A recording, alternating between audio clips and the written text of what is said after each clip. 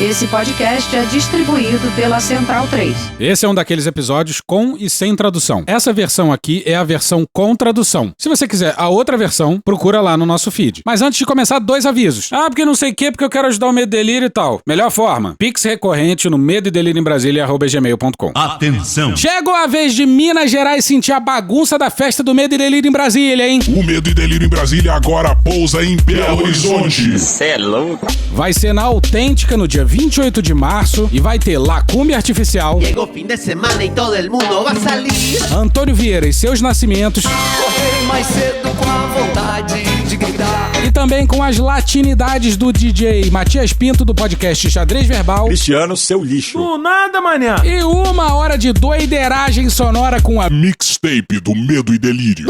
ingressos no Simpla. E vamos que bora que já tá no 3º lote, hein? Agora bora pra abertura. Nós já temos a fala mais nojenta do ano. E olha que ainda é fevereiro. Não é. Já acabou? Sim. Claro que a pessoa tem que ter lazer, né? Mas olha, lazer demais também, o ócio demais faz mal. A população vai fazer lazer onde? Teu cu! O povo não tem dinheiro, infelizmente. Sinceridade completa. Aí vai ficar mais exposto a drogas, Filho da puta! a jogos de azar. Paulo Guedes! Pode ser o contrário. Ao invés de lazer, pode ser o mal. Sua mão e meu pau. Qual é o lazer de um pobre numa comunidade? Ou no sertão, lá no Nordeste? Vai tomar no cu, porra! Foi assim que o Marcos Pereira, Filha da puta! Calma. presidente do partido Republicanos, aquele mesmo do Tarcísio, Tarcísio, é insuportável. É verdade. Concordamos! resolveu defender a escala 6x1. Sou O ousado! presidente de um partido que tem uma porrada de deputado fazendo uma escala 3x4 acha que o pobre precisa trabalhar mais porque o ócio faz mal. Eu odeio pobre. Os pobres tudo indo pra Miami. Porque o lazer do pobre é ócio, mas o lazer do rico é descanso merecido. Cristiano, isso tem nome, é meritocracia que chama. Vamos traduzir para ficar um pouquinho mais simples? Se você tiver 2 dias de folga, automaticamente vira drogado, apostador ou pior, criminoso mesmo. Geralmente são marginais, terroristas, maconheiros. Descansou? Perigoso. Muito perigoso. Terrorista! Viu a sua família? Suspeito. Suspeito. Dormiu 8 horas? Delinquente. Maconheiro! O cara não tá preocupado com a sua saúde. Ele tá preocupado com o excesso de lazer do pobre. Me acuso de não olhar para o pobre? O problema não é salário baixo. O problema não é a falta de política pública. Muito menos a ausência de acesso à cultura, esporte ou lazer. O problema é você ter mais tempo livre. Democracias sérias e maduras como os Estados Unidos da América, como o Japão, todas as pessoas trabalham até a exaustão. Porque se você mora na periferia ou no sertão, você não pode querer descanso. O seu papel é trabalhar e agradecer. A coisa que você mais odiava que você teve que fazer. Trabalhar. Isso aqui é a cabeça de uma grande parte da Câmara dos Deputados. Podre! Eu quero revisar aqui com vocês. O Brasil tem 300 anos de escravidão, de chicote. Nós vivemos uma escravidão de 300 anos. Existe um processo que a República não resolveu, que é da escravidão, que é grave. A escravidão permanecerá por muito tempo como a característica nacional do Brasil. Sabe como acabou a escravidão no Brasil? Acabou assim. No dia 14 de maio eu saí por aí. Não tinha trabalho, nem casa, nem pra onde ir. Levando a senzala na alma, subi a favela. Pensando em um dia descer, mas eu nunca desci. Uma abolição que não garantiu moradia, dignidade e cidadania às populações negras escravizadas no Brasil. Em vez de terra e trabalho para os escravos, eles criaram uma lei, que era a lei da vadiagem. Então, os capoeiristas, as pessoas que estavam à procura de trabalho na rua, que fosse, tudo isso, entende? Os vadios, como eles falavam, os mendigos, os bêbados, iam para cadeia. Tradição brasileira, mesmo Getúlio Vargas, que criou a CLT, também criou como contravenção a lei da vadiagem. Quem trabalha é que tem razão. Eu digo e não tenho medo de errar. O bonde São Januário leva mais um operário. Sou eu que vou trabalhar. E tem mais uma ironia bem grande aqui. A ironia de que quem decide manter 44 horas semanais não pega ônibus lotado às 5 da manhã. Nem fodendo! Não enfrenta escala de shopping. Não trabalha em hospital, telemarketing ou supermercado em pé o dia inteiro. Nem fudendo, Cristiano, nem fudendo. Ele diz que o ócio faz mal. Então pega no meu pau. Mas não pro filho do herdeiro que atropela e mata a gente. Tem que ser falado. Ele diz que o ócio faz mal. Porra nenhuma. Mas não pro filho do herdeiro que é pego com cocaína num helicóptero. É isso mesmo. O ócio faz mal, mas não pro filho do herdeiro que mata um cachorro a pauladas e vai pra Disney. É uma hipocrisia generalizada. No fundo, o que incomoda não é o lazer. É a ideia de que o trabalhador merece viver e ser feliz. La vida no es solo trabajar. Hay que dejarle un buen capítulo para la locura que tenga cada uno. Sos libre cuando gastas tiempo de tu vida en cosas que a ti te motivan, que te gustan. Pero tener una causa, tener una pasión, y eso lleva tiempo. Y el problema es en qué gastas el tiempo de tu vida. ¿En qué gastas el milagro de haber nacido? Para muita gente em Brasília, isso é revolucionário demais. Que Deus tenha misericórdia dessa nação. Medo e delírio em Brasília. Vocês percebem a loucura? Legal. Olá, bem-vindos ao Medo e Delírio em Brasília com as últimas notícias do que restou do Brasil. Bom dia, boa tarde, boa noite. Bom dia, porra. Por enquanto. Eu sou o Cristiano Botafogo. Botafogo é bairro, viu, meu filho? Você viu a Fernanda Torres? Cristiano, seu lixo.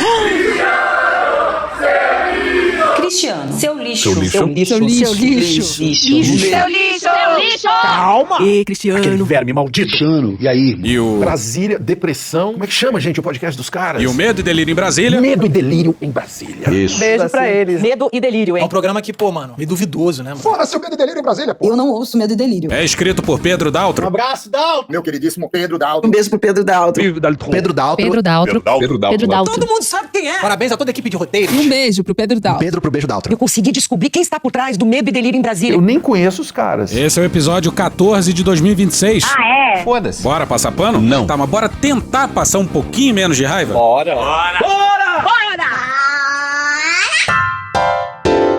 Que ano miserável, hein? A coisa que você mais odiava é que você teve que fazer. Trabalhar. E que ano já miserável esse ano de 2026. Vontade de chorar e morrer. E a quadra é tão miserável que pela primeira vez na história, um chefe de estado, dá pra dizer isso, foi morto por um ataque aéreo de outro país. Nunca antes. O Trump, o presidente vitalício do inacreditável Conselho da Paz...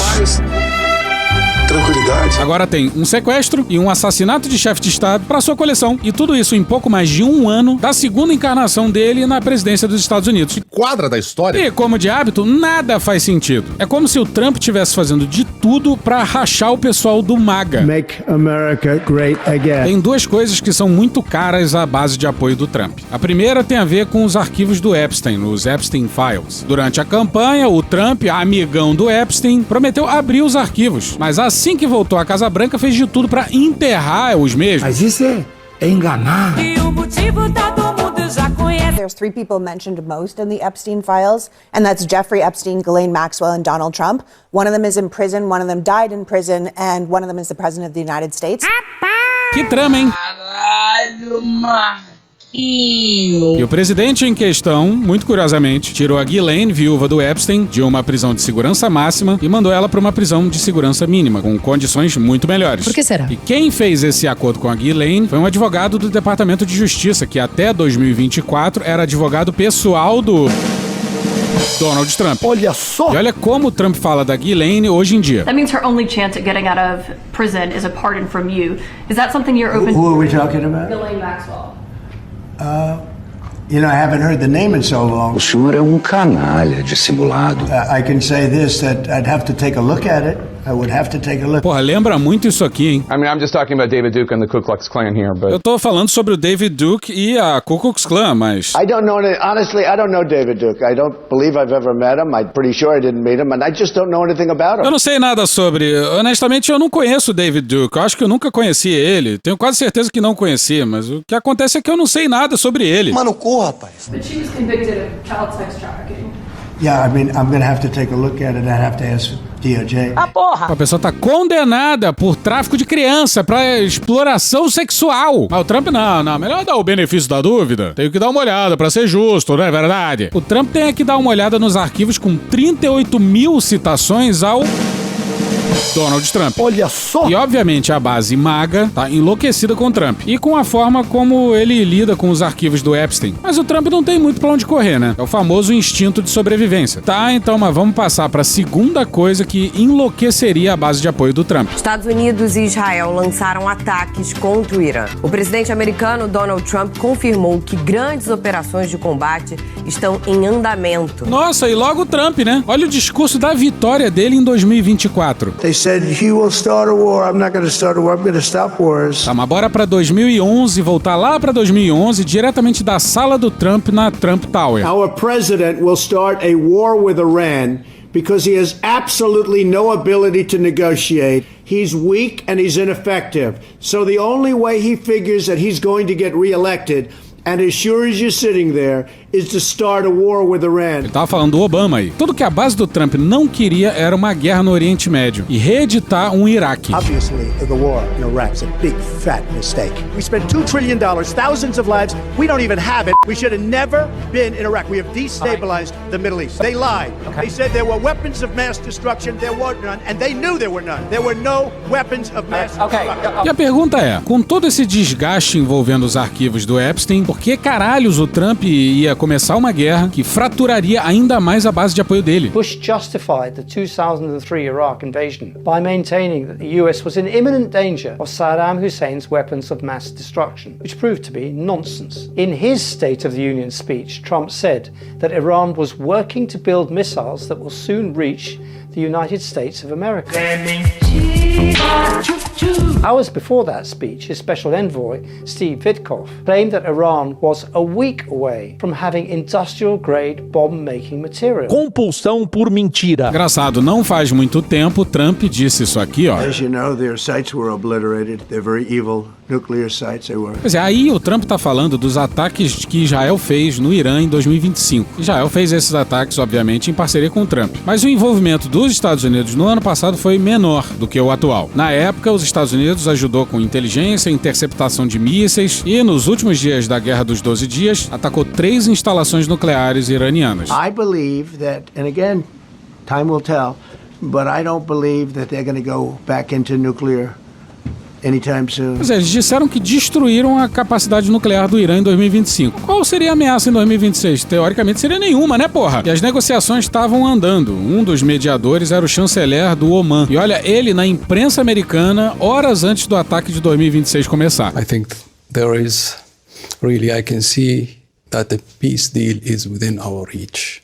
A peace deal? Yes, it is within our reach if we just allow diplomacy the space it needs to get there, because I don't think any alternative to diplomacy is going to solve this problem. Because if the ultimate objective is to ensure forever that Iran cannot have a nuclear bomb, I think we have cracked that problem through these negotiations by agreeing a very important breakthrough that has never been achieved any time before. What has Iran agreed to you that they have never done before? Can you give us any sense? The single most important achievement, I believe, is the agreement that Iran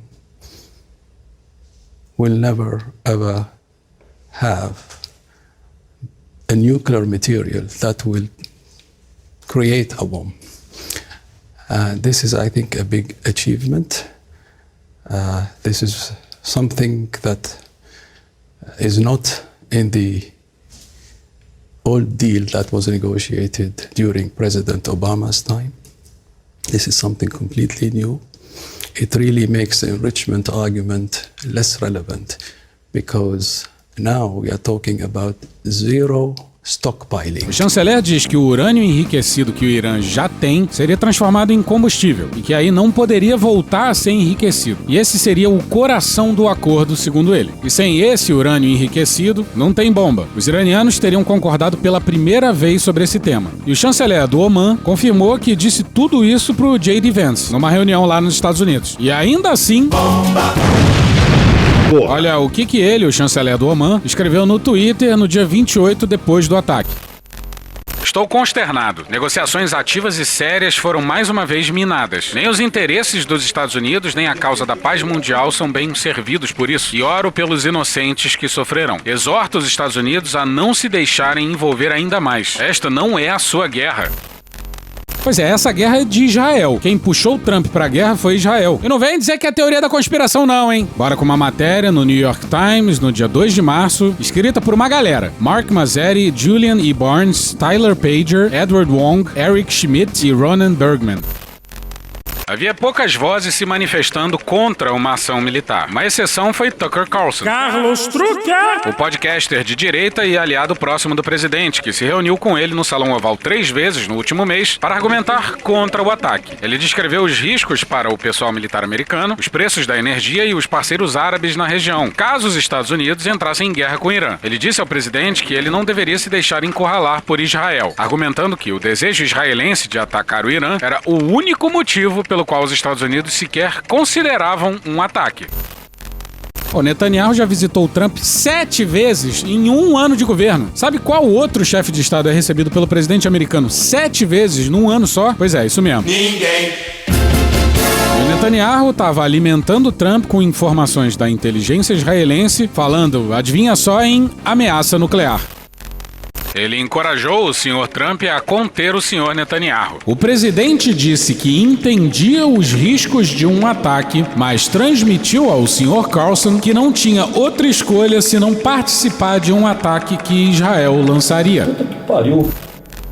Ué, os Estados Unidos não tinham atacado o Irã porque o Irã teria mísseis que podiam atingir os Estados Unidos? É mentira. Mas pra quem ainda duvida, já que a notícia envolve o Carlos Truque, bora com o Marco Rubio, secretário de Estado ou ministro das Relações Exteriores, chanceler, sei lá, dos Estados Unidos. It was abundantly clear that if Iran came under attack by anyone, the United States or Israel or anyone, they were going to respond against the United States. We knew that there was going to be an Israeli action. We knew that that would precipitate an attack against American forces, and we knew that if we didn't preemptively go after them before they launched those attacks, we would suffer higher casualties and perhaps even higher those killed. And then we would all be here answering questions about why we knew that and didn't happen. O que o Rubio está dizendo é que os Estados Unidos entrou na guerra por causa de Israel. Isso é fato, mas o motivo... É mentira. Mas bastava o Trump falar aos 4 ventos que um ataque israelense seria inaceitável, suspender a inteligência com Israel, ameaçar suspender os repasses de bilhões e se juntar aos líderes árabes que condenavam qualquer chance de guerra. Embora as más línguas digam que o príncipe saudita esquartejador de jornalista, em privado, fez pressão pela guerra pra cima do Irã. Porra, não é o Trump que impediu não sei lá quantas guerras e é um grande negociador? Porra nenhuma, rapaz! Se o Trump não quisesse a guerra, ele daria um jeito de impedir o Netanyahu, porra. Mas talvez o Netanyahu tivesse na manga alguma coisa que o Trump quer esconder. This is the Epstein Wars. This is the Epstein Wars. Pois é, então a gente precisa voltar pro primeiro ponto. E tudo que vai aqui não é conspiração não, hein? Tá lá nos arquivos do Epstein, tá lá nos e-mails. E ó, até aqui nenhum dos envolvidos negou os e-mails, hein? Ou falou em montagem ou coisa assim. O que tem mesmo é muita gente pedindo desculpa pelo comportamento inadequado. É um eufemismo, né? Eufemismo. New Jeffrey Epstein files have reignited explosive claims that the convicted pedophile secretly worked as a foreign intelligence asset. Messages from the latest batch of docs reportedly include references to Israel's spy agency Mossad and secret surveillance equipment that was allegedly installed across Epstein's homes. The documents appear to paint a murky picture of Epstein's international contacts and fuel speculation that he gathered compromising information on powerful figures. According to the Times, newly released files include claims from a confidential FBI informant that the billionaire pedo was a co-opted Mossad agent. The FBI report from October 2020 said the source had become convinced that Epstein was a co-opted Mossad agent and alleged that the financier had been trained as a spy. The report claimed that Epstein had links to U.S. and allied intelligence circles through his longtime lawyer, Alan Dershowitz, citing elite academic and political connections. But Dershowitz dismissed the allegations. Já se sabia de alguma relação. É sabido que o pai da Ghislaine era um agente da inteligência israelense. O pai dela era um ricaço inglês, dono de jornal, que ajudou o Mossad a enterrar umas fotos que denunciaram as armas nucleares que Israel negava ter lá na década de 80. Aí o Alan Dershowitz foi uma espécie de mentor do Jared Kushner, o genro do Trump. E isso tá nos e-mails também. But really, his ties to the Israeli political system and also the intelligence world go far beyond that. Epstein was really somebody who was not in any way a servant of the state of Israel in the sense of a public servant, but he was someone who saw himself clearly incumbent upon him to do what he offered the services he could to Israeli elites and Israeli society as a whole. And through his interactions with Barak, we don't just see the interactions of two powerful men, but we see private sector Israeli firms linked to the Israeli intelligence establishment, Unit A200, Unit 81, the tech sector, being deployed by them to win financial gain for Barak, but also to grow the sector and to win financial benefits for people who are working in it as well too in Israel. Ele fala Barak, né? É o Ehud Barak, que foi primeiro-ministro de Israel e antes tinha chefiado a inteligência israelense. So Epstein was deeply embedded with Israeli elites, and regardless of his own political views and Barak's own political standing inside Israel, they had a broader ideological commitment to do what was right for Israel as they saw it, and to funnel money into key Israeli strategic technology sectors and pursue the interests of the state of Israel geopolitically. Acho que dá pra dizer que o Mossad sabe muito bem o que o Trump fez nos verões passados, na companhia do seu grande amigo Epstein. Golpe é esse que o Mossad não estava sabendo. E a guerra veio justamente num momento delicadíssimo pro Trump. O governo fez de tudo para bloquear os arquivos e 4 parlamentares republicanos enfim se somaram aos democratas e passaram no Congresso uma lei obrigando o governo a abrir os arquivos. Aí parte dos arquivos enfim veio a público e aí ficou incrivelmente complicado pro Trump. Parece que a palavra Trump aparece mais nos Epstein Files do que Deus e Jesus juntos na Bíblia. Mas tá faltando coisa. Exclusivo, dezenas de depoimentos coletados pelo FBI parecem estar faltando nos arquivos Jeffrey Epstein. Isso inclui os testemunhos da mulher que acusa o presidente Donald Trump. Estão faltando cerca de 90 documentos com depoimentos de testemunhas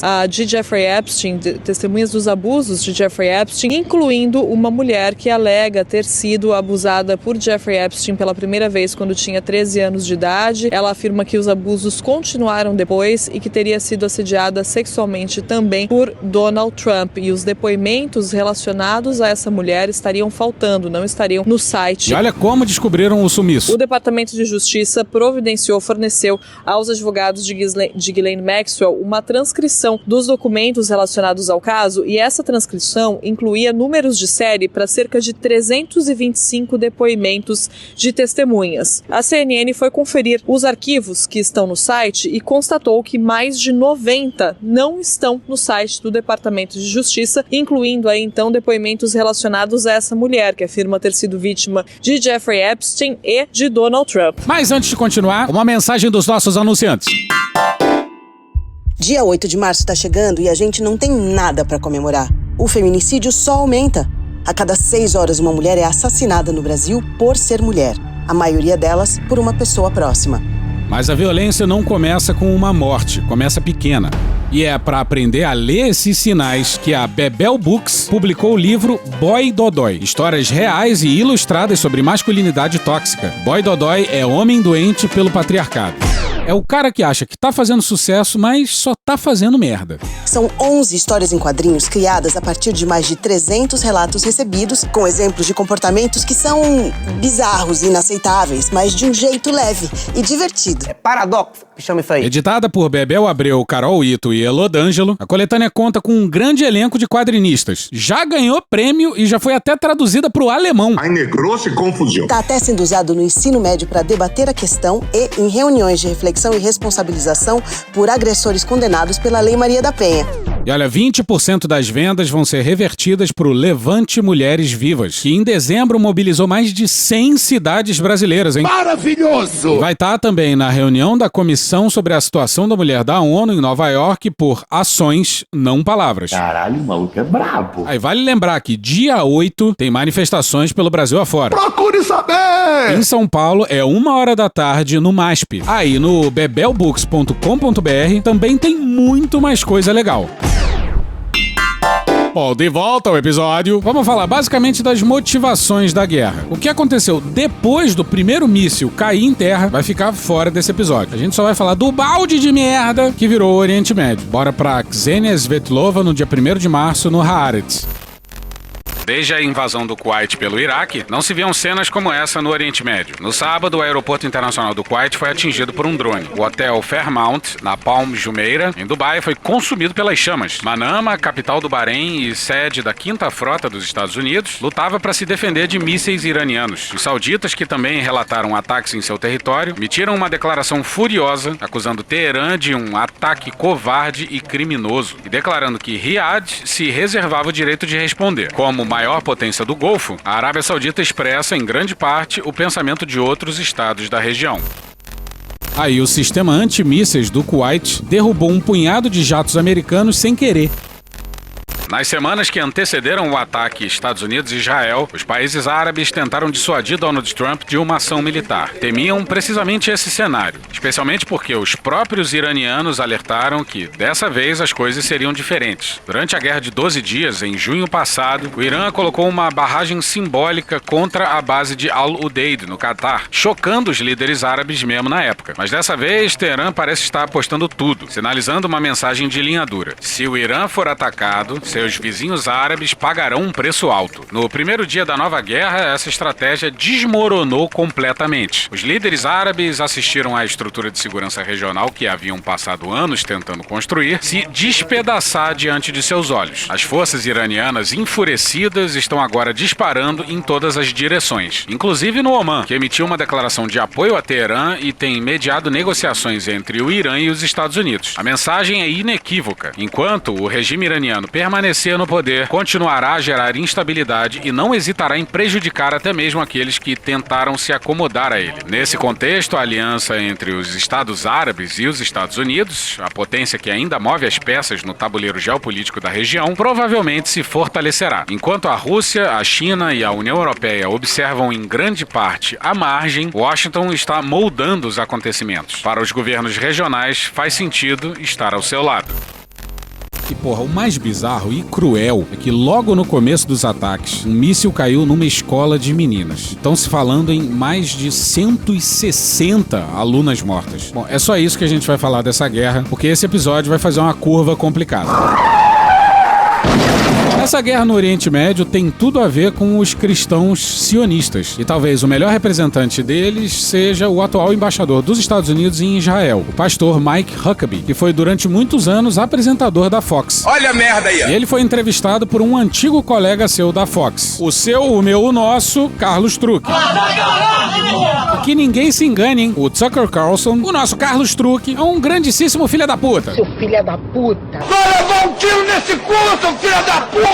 Capaz de falar vilezas inimagináveis. Mas, nessa entrevista, ele colocou o embaixador pra bailar, hein? Mas mesmo assim, tiveram momentos bem esquisitos, claro. Sorry, I'm being a jerk. You really are being a jerk. I am, I know. I am such a jerk. I'm going to write down. You're right. Carlson admitted. I know. He's a jerk. Oh, I am a jerk. Everyone knows that. Que beleza. A entrevista tem 2 horas e meia. Quase 2 horas. Aproximadamente 2 horas. Mais de 2 horas. Mais de 2 horas de conversa. E os primeiros 25 minutos é o Carlos Truck esculachando a embaixada dos Estados Unidos em Israel. Nenhuma segurança foi oferecida ao Tucker Carlson. Nenhum representante da embaixada acompanharia ele no trajeto entre o aeroporto e a embaixada. E o Tucker Carlson estava preocupado com a segurança dele, porque dias antes o Netanyahu tinha chamado ele de nazista. Nazista! A entrevista, no fim das contas, foi no aeroporto, no terminal diplomático. E enquanto a entrevista rolava, parte da equipe do Tucker Carlson estava sendo interrogada pelos israelenses. É uma delícia. E o pessoal da embaixada só assistindo, sem fazer nada.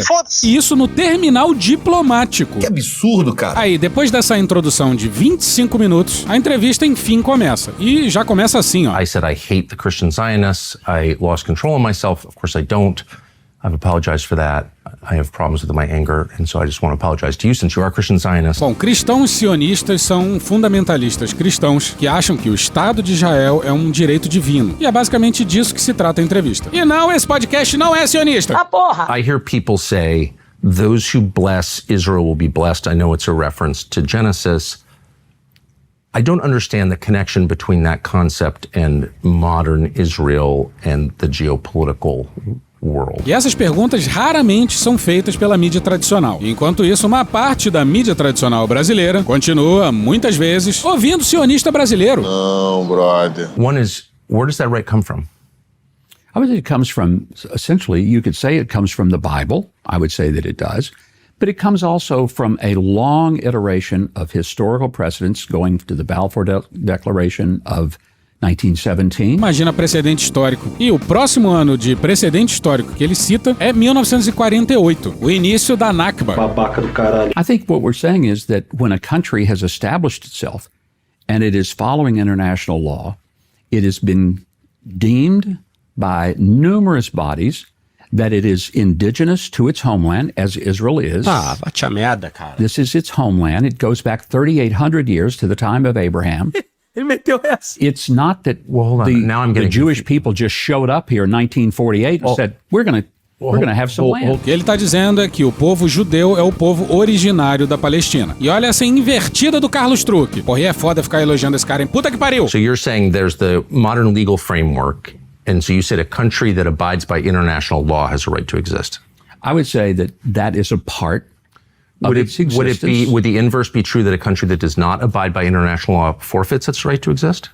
Not necessarily if it has the capacity to stay and make its case known. Mas nem precisa seguir lei internacional. Aí o Carlos Truque dá uma voadora. If Israel was out of compliance with international law, whatever that is, would it be less legitimate? E a resposta do Huckabee é cretina, claro. Mas vamos seguir. The most important thing that is going on in our culture right now is whether or not the people that are yelling in the streets from the river to the sea, whether that's a legitimate point of view to say that there should not be a Jewish homeland. There should not be a Jewish state. Alguns judeus e alguns israelenses adoram reclamar quando os palestinos falam isso. Mas olha de onde vem essa expressão. Segundo o historiador americano Robin Kelley, a frase começou como um slogan sionista que significava as fronteiras de Eretz Israel. O historiador israelo-americano Omer Bartov observa que a utilização sionista dessa linguagem é anterior à criação do Estado de Israel em 1948 e começou com o movimento revisionista do sionismo, liderado por Zeev Jabotinsky, que defendia o estabelecimento de um Estado judeu em toda a Palestina e tinha uma canção que incluía "O Jordão tem duas margens. Esta é nossa e a outra também", sugerindo um Estado judaico que se estendesse até além do Rio Jordão. Em 1977, o conceito apareceu em um manifesto eleitoral do partido político israelense Likud, que afirmava que, entre o mar e o Jordão, só haverá soberania israelense.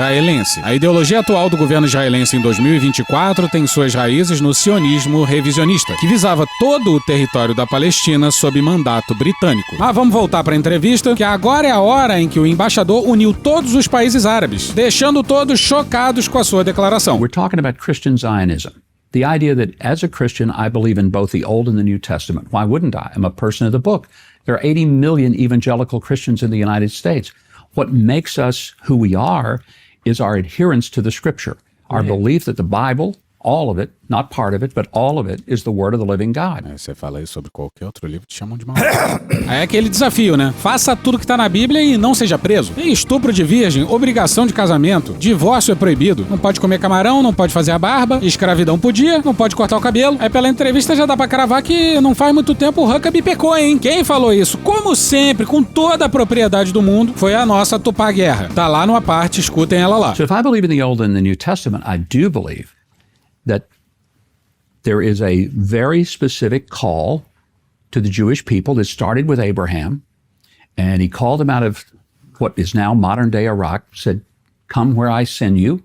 He came, this is the land. Genesis 12:3, he says, "I will bless those who bless you, curse those who curse you." In Genesis 17, he looks out at the world, he says, "Look, and this is where I'm giving you the land." I think and since that time, there have been people living in this land, connected to that moment of history. So there is a historical connection. Não tem. E o filho da puta do Carlinho Truque estava preparado. You've appealed to Genesis. Genesis 15 says it's Abram, it's pre-Abraham, it's Abram, receives from God the news that his descendants will inherit the land. And you tell me as the theologian if I'm getting this wrong, but from the Euphrates to the Nile. The Euphrates to the Nile. I think that's right. And that would include, like, basically the entire Middle East. That would be the Levant, so that would be Israel, Jordan, Syria, Lebanon. It would also be big parts of Saudi Arabia and Iraq. It would be, I mean... I'm not sure it would go that far. Complicado. O que é complicado? Tudo isso aí, né? I mean, it would be a big piece of land, but here's the point. It would be a lot of places that are now countries. But this particular area that we're talking about now, Israel, is a land that God gave through Abraham to a people that he chose. It was a people, a place, and a purpose. We can look at it that way. Christian Zionism, I want to go back because that's where we started I'm on not this. going to let you off on this because you have said it 3 times that God gave this land to this people. Porra, e o maldito do Carlinhos Truque tava com a faca nos dentes, hein? Obrigado, meu Deus! And so it is entirely fair for me with respect to ask, what land are you talking about? Vai responder não, puta! Because I just read Genesis 15, as I have many times. And that land, I think it says, from the Nile to the Euphrates, which is, once again, basically the entire Middle East. So God gave that land to his people, the Jews, or he didn't. You're saying he did. What does that mean? Does Israel have the right to that land? Because you're appealing to Genesis. Yeah. You're saying that's the original deed. It would be fine if they took it all. Essa frase caiu como uma bomba no Oriente Médio. Mas calma. You think it would be fine if the state of Israel took over all of Jordan? They don't want to take it over. They're not asking to take it over. But you're saying that the reason that Israel is legitimate, has this inherent right to exist, is in part because God gave it to his people. And I am going to the same Bible that you're referring to and noticing that that is a huge piece of land. So if God gave them that land, then they have a right to take it now by your definition, unless I'm missing something. We're talking about this land that Israel, the state of Israel, now lives in and wants to have peace in. They're not trying to take over Jordan. They're not trying to take over Syria. They're not trying to take over Iraq or anywhere else. But they do want to protect Lebanon? their people. No, they're not trying to take over Lebanon. Nos últimos meses, Israel tacou bomba, além de na Palestina e no Irã, também no Líbano, na Síria, no Iraque, no Iêmen, no Catar, além de ataques em territórios marítimos da Tunísia, de Malta e da Grécia. Talvez, sei lá, a Bíblia explique isso também. But you're saying that as a religious man, as a Christian Zionist, you agree with a lot of religious communities here in Israel that the justification for this country is theological. It's a contract between God and his people. And I'm telling you that that contract includes a tract of land that is much larger than the current nation state. So you may be a bigger Zionist than even the Jews are that live in Israel. Ah, porra! Vocês parecem maluco, porra! I'm trying to understand the implications of your theology for geopolitics. Maravilhoso! Yeah. Because you're saying that the present government of Israel has a moral right to take over what are now other people's countries. No, I didn't say that. Then what are you saying? I think that there is an understanding that the people of Israel today, now, if they end up getting attacked by all these places and they win that war and they take that land, then okay, that's a whole nother discussion. Rapaz, que entrevista, hein? E foi tudo tão absurdo que o embaixador virou tipo o Norvana do mundo árabe. O cara conseguiu unir todos os países. Arab and Islamic countries are condemning comments made by America's ambassador to Israel, Mike Huckabee. So this diplomatic crisis has been unraveling all weekend ever since those comments. Fizeram uma nota e autografaram Emirados Árabes, Egito, Jordânia, Indonésia, Paquistão, Turquia, Arábia Saudita, Catar, Kuwait, Omã, Bahrein, Líbano, Síria e o Estado da Palestina. Além da Organização de Cooperação Islâmica, a Liga Árabe e o Conselho de Cooperação do Golfo. O Huckabee tentou consertar várias falas da sua problemática entrevista, mas não essa parte sobre o versículo que daria aos israelenses uma espécie de direito divino sobre boa parte do Oriente Médio. But the second question is every bit as pressing, which is who are the people? Who are the modern? Yes, who are the descendants? Os descendentes de Abraão, né? Aqui tem informação! Alta performance. Because what you're saying is that certain people have a title to a highly contested region. They own it in some deep sense. So I think it's fair to ask, who are they and how do we know? So the current prime minister's ancestors weren't from here within recorded history. He has no deed. Bibi Netanyahu, on one side, his family's from Poland. They're from Eastern Europe. So how do we know that he has a connection to the people who God promised the land to Abram's descendants. How do we know that? A pergunta pode soar absurda, mas se eles acreditam realmente que a palavra da Bíblia é a palavra de Deus e que a palavra de Deus tem que ser respeitada, então, levando em consideração essas duas premissas, seguindo o texto da Bíblia, o Estado de Israel seria algo divino. Netanyahu's parents did not speak Hebrew. Okay? They didn't live in this region. Netanyahu, the founders of this country were mostly secular. Some of them were avowed atheists. Quem morava em Israel era o povo palestino. E para ter uma justificativa, tentam vender a história de que Israel é um estado divino, que isso viria da Bíblia e tal. Mas olha aí, parte dos fundadores de Israel era ateu. They were not praying for the peace of Jerusalem. They weren't praying at all because they didn't believe in God. There's no genealogy linking their families to the people of this land 3,000 years ago. They're not. E bora com o Shlomo Sand, no dia 21 de janeiro de 2017, no Haaretz. O sionismo, como movimento nacional que se rebelou contra o judaísmo histórico, era majoritariamente ateu. Olha só! A maioria de seus líderes e ativistas deixou de acreditar na redenção pela vinda do Messias, a essência tradicional da crença judaica, e tomou o próprio destino em suas mãos. O poder do sujeito humano substituiu o poder do Deus onipotente. Será que os fundadores de Israel seriam execrados pelo atual Estado de Israel, comandado hoje por uns lunáticos fundamentalistas religiosos? Os rabinos sabiam disso e estavam apavorados. Portanto, quase todos se tornaram anti-sionistas declarados. Ortodoxos, reformistas e conservadores, todos viam a ascensão do sionismo como o fim do judaísmo. Devido à ampla oposição dos rabinos da Alemanha, Theodor Herzl foi forçado a transferir o primeiro congresso sionista de Munique para a cidade suíça de Basileia. Theodor Herzl é o grande ideólogo sionista e era ateu. E o fundador de Israel, Ben Gurion, também era ateu. Esse papo de Israel enquanto uma demanda divina é um caô que vem depois da fundação do Estado. Estado esse que não tem nada a ver com Deus. If Bibi's family, we know they lived in Eastern Europe. There's no evidence they ever lived here. He's not religious. But in what sense ancestrally, how do we know that? Do you have his family tree? No, we don't. Do you? He doesn't. So no one does. That's the point. So how do we know that he has any connection to this land at all? And if there has been a practice of Judaism and a connection to the language, the Bible, the land. His ancestors didn't. He doesn't practice Judaism in any rigorous way.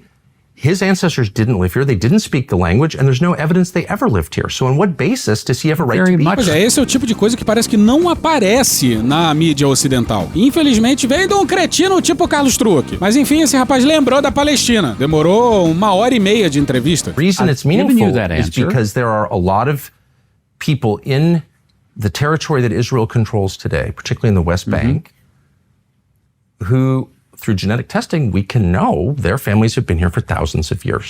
Pois é, a terra era dos palestinos, por gerações e gerações e mais gerações. E ponto final, porra. A problemática de como resolver o antissemitismo no pós-guerra, essa é outra discussão completamente diferente. Mas o Carlos Truck continuou insistindo e restou ao embaixador dizer isso aqui. I'm totally unable to process what you're trying to get at. Tu é burro, cara. O Carlos Truck diz que tem cristãos na Cisjordânia e também em Gaza.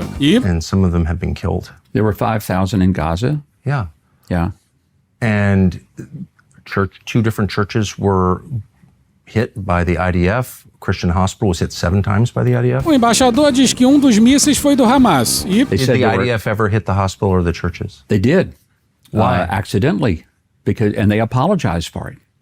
And it was very unfortunate. A gente falou aqui já das bombas burras israelenses, que não tem muita precisão, e das bombas de 900 quilos disparadas nos primeiros dias do ataque israelense. How many civilians have been killed by the IDF in Gaza? We don't know. You know why we don't know? What's your guess? Well, the only numbers we have come from this dubious entity called the Gaza Health Ministry. You know who that is? Well, why doesn't Hamas. Israel have some kind of count? Israel deve ter uma contagem e esconde a porra dos números porque eles são macabros. How many kids were killed? We don't know. What's your guess?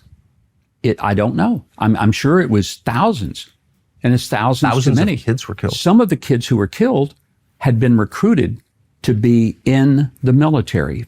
Kids as young as 14 years old. Kids.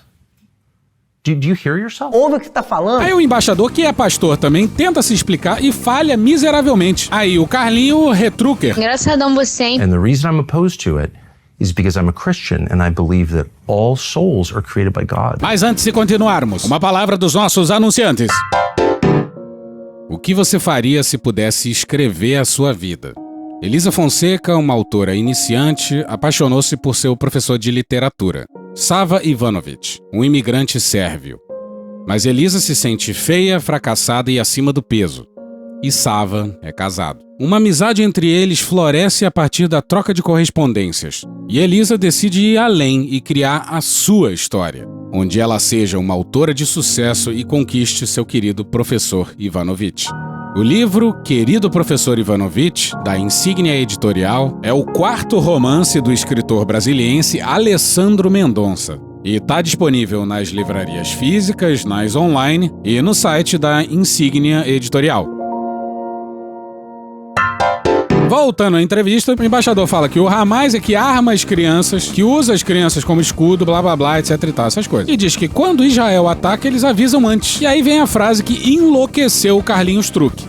Do you know what Israel does? They send page messages and they send texts to every cell phone in Gaza and they say we're going to hit this particular target. They drop leaflets and they announce where they're going to hit. Nobody does that. The US doesn't do that. Se ligou na loucura que o embaixador dos Estados Unidos falou sobre os Estados Unidos. O embaixador do país está criticando o próprio país para defender Israel. Your dig at the United States is very revealing. Why is it revealing? Because your priorities are very clear. No. Yes, they are. No. They are. And as an American, permit me a moment of outrage. Because I said many civilians have been killed. Yeah. And you said, right in the middle of your elaborate defense of the IDF's killing of civilians, including children, you said they do a better job than the United States does. The US doesn't do that. The US doesn't do that. The US doesn't do that. What did you mean by that? I did not take a dig at the US. Mentiroso sem vergonha, vai pro inferno. What I'm saying You said is, the IDF is more humane than the U.S. but I resent the idea that you think that I'm not loyal to the U.S. Well, you or that I just said, somehow... look, I'm not saying you're not loyal. I'm merely noting what you just said, which was that the IDF takes greater pains than the U.S., our military does, to spare civilian lives. Não só o embaixador criticou o próprio país, como ainda comparou com Israel, um estado que está cometendo genocídio e cujo primeiro-ministro tem mandado de prisão expedido pelo Tribunal Internacional. And yet, Israel ended up with fewer civilian deaths in an urban war than any urban war of record. Instituto Tirei do Cu. Os dados que você quer. Where do those come from? From the Gaza Health Ministry. Sacanagem. You said those were Hamas. invalid numbers. I think they are. I don't think that they're accurate, but I'm saying, let's You're just saying assume... they're inaccurate, but they prove that Israel's No, I'm doing saying, a great job? You said the IDF has killed a lower proportion of civilians in urban warfare than in any urban conflict in modern history. I'd never heard that before. I don't know what are the controls for O that. embaixador ficou completamente perdido. Sabe como é que é, né? Não pegaria bem ele dizer que no Vietnã, os Estados Unidos mataram, 2 milhões de civis. Ou lembrar dos estimados 400 mil civis. Ou lembrar dos estimados 400 mil civis mortos na guerra do Iraque. Por que será? Mas aí o Carlinho Truque voltou pra Bíblia. And I want to refer you very specifically to a number of speeches the Prime Minister, your friend Benjamin Netanyahu, gave in the aftermath of October 7th, including one in November of that year, when he referred to Amalek.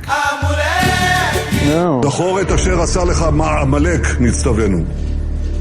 אנו זוכרים ואנו נלחמים. Esse aí é o Netanyahu falando, você tem que se lembrar do que os Amaleques fizeram com você. Nós lembramos e nós estamos lutando. Essa fala aí veio de um vídeo onde várias lideranças políticas e militares de Israel comparam os palestinos aos Amaleques. E fala-se abertamente na destruição total da Palestina. Now, Amalek is a biblical reference. Of course, you'll be very familiar with that. Vocês lembram o que o apresentador, embaixador, pastor disse, né? I'm a person of the book. I'm a person of the book. I'm a person of the book. Our belief that the Bible, all of it, not part of it, but all of it, is the word of the living God. Ele é um cara da Bíblia que acredita que a Bíblia, ela inteira, é a palavra de Deus. The Amalekites were a tribe described throughout the Bible, particularly in 1 Samuel, that obstructed the Jews as they fled Egypt.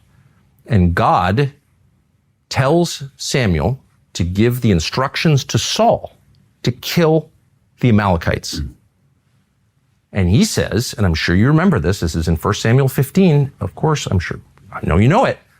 He says, kill the men, kill the women, kill the children, kill the infants, kill the donkeys, kill the camels, kill everything, kill everything, kill everything. And Saul spares the king and he spares the animals.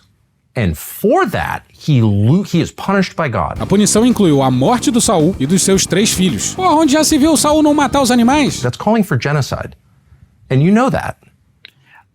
I totally disagree. Tell me then what it means. Because to say that Israel was attempting to commit genocide, first of all, that's simply not true. Oh, pastor, que mentir também é pecado, hein? Tá lá na Bíblia. Diz aí, Malafaia. Mentiroso sem vergonha, vai pro inferno.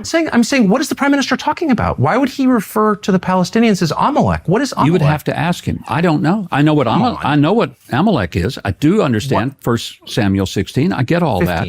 1 Samuel 15. But and I do understand. And it's widely known. So if you say our enemy is Amalek and we are proceeding on the basis of God's commands to us, you are calling for genocide. Tell me how I'm missing something. Because if Israel wanted to commit genocide, they could have done it in 2.5 hours. Ah, bom. Então tudo bem. O cara mandou a gente mata geral. Mata todo mundo. Poderia jogar uma bomba atômica lá e matar todo mundo rapidinho. Mas Israel é muito bondoso. Mais bondoso que os Estados Unidos, inclusive. I'm asking you why the leader of this country... Ask him. Well, what do you think? I don't know. Não sei. Porra, olha só. O trecho da Bíblia fala em matar geral. Geral. Mulher, criança, camelo, animal, por tudo, foda-se. Matar todos os Amaleques. Oi, o Huckabee diz que não entendeu. O Huckabee tá parecendo mais sionista do que cristão. Does that bother you at all? People, I don't know what he meant. I don't know if it was an illustrative metaphor. I think what he was saying was that we're not going to let anything keep us from getting our hostages back, their sons and their daughters, who are being brutalized, raped, tortured, starved, beaten. Pois é, por essa lógica, nada vai impedir a volta dos reféns que o Netanyahu preferia ver mortos. E esse nada aí inclui civis, inclusive crianças. Then I have to ask you, what is that? And is that kind of thinking consistent with Western values and with Christianity? E o que é o Ocidente? Do we as Christians believe it's okay to kill people's children? No, we don't. And neither do the Israelis, because they didn't go after their children. If they'd have wanted to kill all their children, Tucker, they've got the military capacity. Porra, vai tomar no cu, porra! Aí do nada o embaixador faz uma pergunta um tanto aleatória e o Carlos Truck, miserável, foi bem demais, hein? How many times did we put soldiers on the ground for Israel? Well, we had the Iraq War, which was for Israel. No, it wasn't for Israel. How was it for us? Well, because it was a retribution against 9/11. Now, was it the best idea? Was Iraq involved in 9/11? Caralho! Our government thought so. Mas isso é enganar. Why was that Israel's fault? Well, Benjamin Netanyahu, now prime minister, of course, exerted lots of pressure openly on the U.S. government to regime change the Saddam government. I was there. It was in Washington. And they complied. Não é a loucura do Carlos Truck, não, hein? O Jeffrey Sachs, que também recentemente passou por aqui, falou a mesma coisa. Why did the U.S. invade Iraq in 2003? Where did that war come from? You know what? It's quite surprising. That war came from Netanyahu, actually. If you take out Saddam, I guarantee you that it will have enormous positive reverberations on the region. Netanyahu had, from 1995 onward, the theory that the only way we're going to get rid of Hamas and Hezbollah is by toppling the governments that support them. That's Iraq, Syria, and Iran. And the guy's nothing if not obsessive. And he's still trying to get us to fight Iran this day, this week. He's a deep, dark to tell you. Because he's gotten us into endless wars, and because of the power of all of this in the U.S. politics, he's gotten his way. Aí a fala do Marco Rubio, dizendo que os Estados Unidos foi arrastado para a guerra por Israel, pegou tão mal na base de apoio do Trump que... We were having negotiations with these lunatics, and it was my opinion that they were going to attack first. They were going to attack. If we didn't do it, they were going to attack first. I felt strongly about that. So, if anything, I might have forced Israel's hand. O Trump tá dizendo que o Netanyahu, o ser humano que mais quer guerra com o Irã, e isso é papo de décadas, nem queria atacar o Irã, coitado. Tá só na guerra porque o Trump forçou a mão. E o desespero do Trump para tentar consertar a cagada do próprio chanceler é comovente. Yesterday you told us that Israel was going to strike Iran and that That's why we needed to get involved. Today, the president said that Iran was going to get. Yeah, your statement is false. So that's not what I was asked very specifically. Were you there yesterday? Yes, I asked Okay. the question. Que loucura! Carlinho Truque diz que a mesma coisa aconteceria no Irã. O ataque se deu dias depois da entrevista. E aí o cretino do embaixador faz outra pergunta cretina. I hope you don't want them to have a bomb. Want them to have a bomb? I don't want anyone to have a bomb, including Israel. Que maravilha! I don't know why we're okay with Israel having nuclear weapons. I'm not. E aqui a gente entra em outro tema delicioso. Israel's nuclear weapons were created, of course, with nuclear material stolen from the United States, from a nuclear plant in Pennsylvania, as I know you know. E o embaixador não negou. Por que será?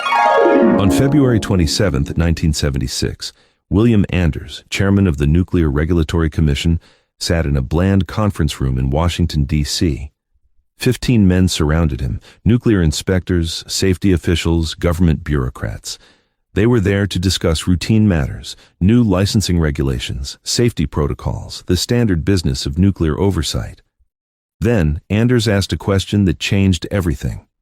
He turned to Carl Duckett, the CIA's Deputy Director for Science and Technology, and asked point blank, "Is there anything to the rumors about NUMEC's missing materials?" Duckett paused. Then he said something that made the room go silent. The CIA believes Israel has the uranium from Apollo, and they're using it to make bombs. Say what? Apollo é uma pequena cidade na Pensilvânia, e foi de lá que Israel roubou centenas de quilos de urânio enriquecido de uma empresa chamada NUMEC, N-U-M-E-C. NUMEC was created to process nuclear fuel, specifically highly enriched uranium, HEU, the material needed for nuclear reactors and nuclear weapons. The company received government contracts to produce fuel for the U.S. Navy's nuclear submarine program. Top secret work, highest security clearances required, the kind of facility that's supposed to be impossible to steal from. But NUMEC had a problem. Or rather, NUMEC was the problem. Because NUMEC wasn't really a commercial nuclear processing company. NUMEC was an Israeli front operation. Olha que legal! And the man who ran it, Dr. Zalman Mordecai Shapiro, was working for Israel. E não foi só esse roubo, não. Teve outro antes. E lá vem mais! Israel had no uranium. To make a nuclear bomb, no country was willing to supply uranium. So Mossad, Israel's secret intelligence agency, hatched a daring plan. In November 1968, Mossad discovered a ship carrying 200 tons of uranium traveling from Belgium to Italy. When the ship reached the Mediterranean, Mossad hijacked, stealing all the uranium on board. By 1970, Israel had successfully built its nuclear bomb. Israel, cheio de bombas nucleares, jura não ter bomba nuclear e não permite que a Agência Internacional Nuclear entre nas instalações nucleares que eles fingem não existir. É uma delícia. Mas vamos seguir. Carlinhos Truque reclama que os Estados Unidos gastam bilhões com Israel. E a resposta do embaixador encharca a bandeira dos Estados Unidos de sangue e ele nem repara. But let's talk about that a minute. $3.8 billion a year. That money goes right back to the U.S. to purchase weapon systems. For example, every round of ammo that the IDF shoots is manufactured just outside where I live in Little Rock, Arkansas. Não é possível que toda a produção seja concentrada nos Estados Unidos, mas vamos lá. Vamos comprar o argumento pelo valor de face. Segundo o mais inacreditável dos embaixadores, toda a munição que vara um corpo palestino foi produzida nos Estados Unidos. The components, a lot of them for the Iron Dome and the Arrow 3 missile defense systems, are manufactured near Camden, Arkansas. Que beleza! E o cristão do Arkansas fala isso de forma orgulhosa. E me lembrou isso aqui, hein? Foi recomendação do próprio Jesus. Antes de ser crucificado, ele mandou que eu não tenha espada. Vende a vestimenta e compra uma espada. Foi Pedro, vendo as suas capas. Exatamente. Ele não comprou pistola porque não tinha. Exatamente. Não. Jesus mandou amar. Jesus não mandou armar. So it's like, okay, why are we sending all this money to a country that has a higher standard of living than ours? I don't know that they have a higher standard of living. They do, actually. Presta atenção que isso aqui é importante. They have free health care. They also have free abortion. Are you okay with that? Que delícia! I personally don't like that. Why would we be subsidizing? Why would we send any We're money? not. Why would we send any money to a country that provides free abortion? Responda, responda, responda, responda. Pois é, a obediência a Israel é maior do que a fé do embaixador. E aqui o Carlinhos Truque foi na mosca, maldito. Lembrando de novo aos drogados esquecidos que a entrevista foi feita antes do começo da guerra. What would happen if Iran took out any of the energy facilities in the Gulf? Or took out a bunch of them, what would happen to the United States economy, do you think? Essa eu quero ver. That is making an assumption that if there were regime change, that they would be more effective at attacking than we would be defending. Caralho! E foi exatamente isso que aconteceu. E é impressionante como as pessoas vis são indiscretas. O Carlos Truck, como se não soubesse, pergunta quais são as 7 guerras que Israel luta atualmente. O embaixador fala em Líbano, Síria, Iêmen, Gaza e Irã, além de Egito e Jordânia por conta da Irmandade Muçulmana. And how many is that? That's 7. That's 7, okay. I'll give you an 8th one. You know the 8th one? The media. Puta que pariu, Marquinhos. No, I would tell you there's an 8th front war. E o maldito do Carlinho Truck foi bem demais, nem deixou o pastor falar. How many journalists has Israel killed in Gaza? I don't know. Cala a boca. Faltou curiosidade pro pastor que colocou a imprensa como o 8º inimigo a ser abatido. Over 200.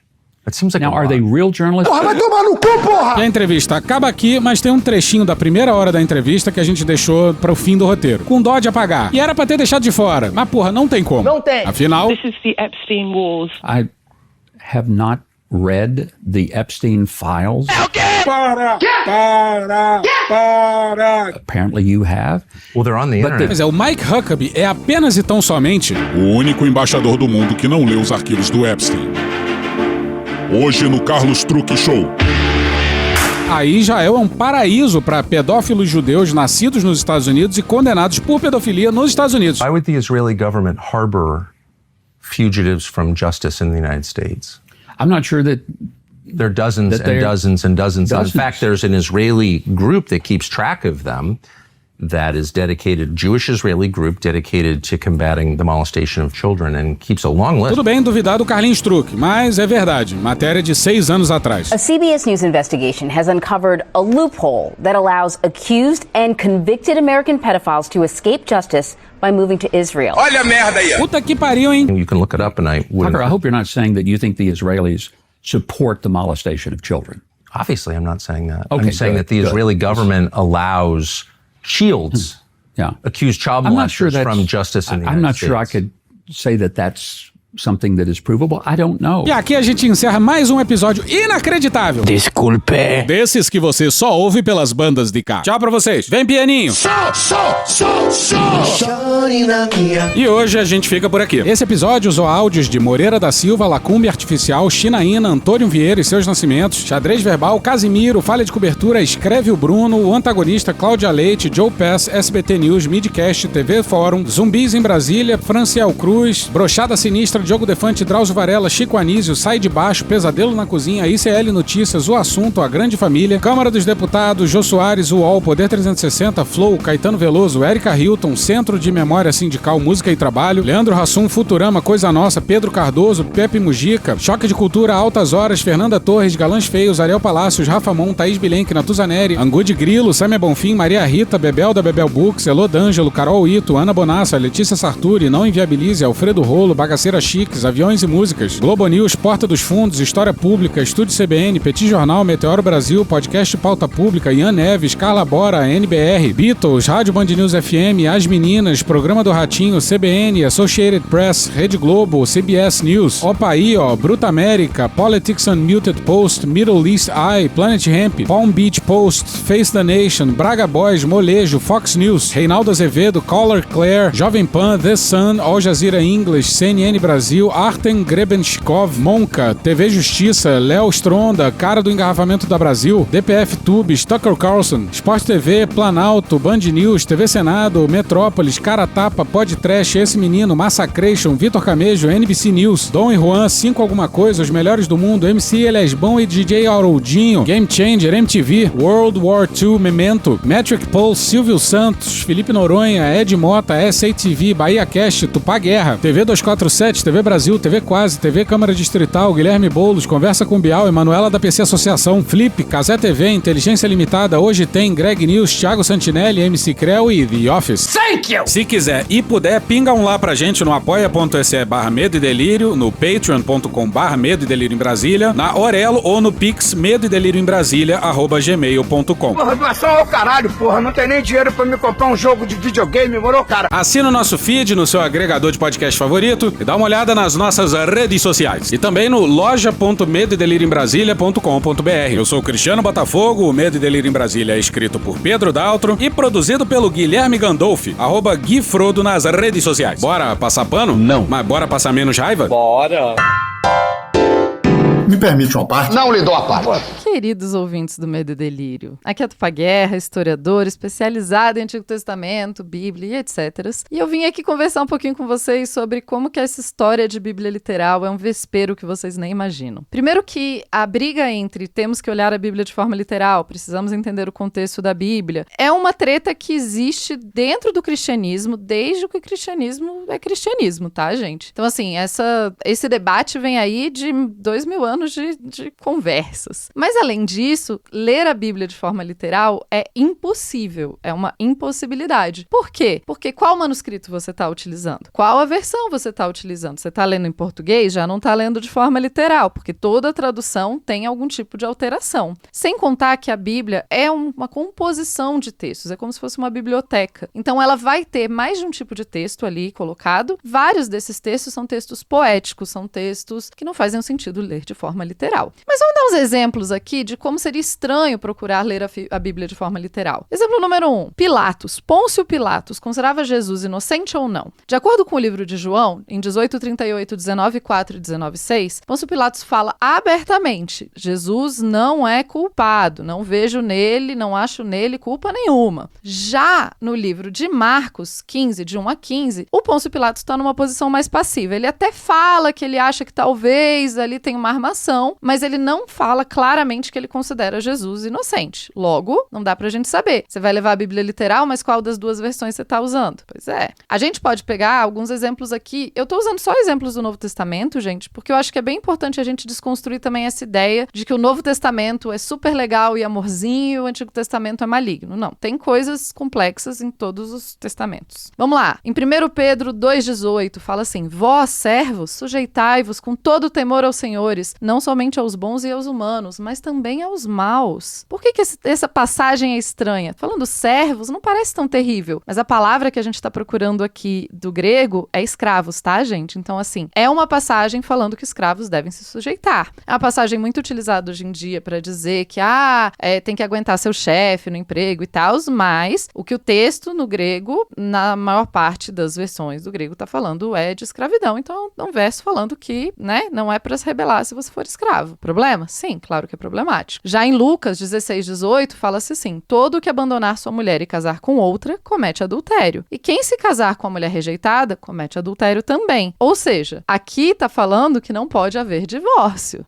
Não existe a possibilidade nessa passagem de divórcio. Já em passagens do Antigo Testamento, existe a possibilidade de divórcio. Então você vai ler a Bíblia literal, mas vai ler qual, né? Ou seja, não faz nenhum sentido essa ideia de ler a Bíblia literal. É mais uma forma de se falar que, olha só como eu sou incrível, como eu sou pio e como eu sou porque eu tô lendo literalmente, mas o fato é que é impossível ler de forma literal. Beijos pra vocês. Ouçam lá meu podcast, Matupá no Tempo e... Acabou? Não. Acabou sim. Acabou? Porra, acabou! Beijinho, sigamos com muito amor e poesia. Ouve a voz do seu períneo. A boca é um ânus da face. Varanda do pum. Lexotan não se toma na veia. Essa porra é maconha? Quando você é jovem, qualquer pessoa que tem um baseado vira seu amigo. O Bolsonaro sendo atropelado. Tô de acordo. Fazer as pessoas passarem fome. É isso. Cenoura. Mais ou menos isso. Que porra é essa aqui? É maconha essa porra? Quem fuma 200 baseados? Muita gente. Mas muita gente. Conversa de bêbado. Nem todo artista é maconheiro, mas todo maconheiro é um artista. Algum delírio. Presunto Parma, vamos lembrar, não é qualquer presunto. Não é proibido no Brasil transar. Antigamente as pessoas ainda coçavam a virilha, hoje nem isso coça mais. Pegue sua Toyota, empurre dentro do seu cu. Um Opalão, um Chevette, um Gol Bolinha. Vai deixar eles mijarem em cima de você. Lixo. Arrombado. Vai entrar o grosso. O grosso chegou! Ai, que dor no meu pau. Eu sou especialista em pau. É a piroca. Ela é bastante extensa. Veja a gramatura. Você não sabe como eu ficava feliz quando eu vi um trabalhador mostrar uma pica. Também entra. Cadê os machos? Eles têm um pênis. Pistolão bonito, né? Há controvérsias. Contém ovos. Não esqueça de lavar os testículos, a virilha e o ânus. 95% da população mundial faz errado a limpeza do ânus. Ânus. Os galináceos têm pênis. Tem graça esse final? Não, né? Desculpa. Desculpe. Desculpe. Desculpe. Desculpa. Desculpe. Desculpe. Espera um pouco, querido. Espera só um minuto. Só um minutinho. Estamos esperando aí. Calma, relaxa. Pronto, tá bom. Pronto. Era isso? Acorda, vagabundo! Acorda! Acorda! Obrigado, minha gente. Deus proteja a todos. Sejam felizes. Um abraço. Deus proteja a todos.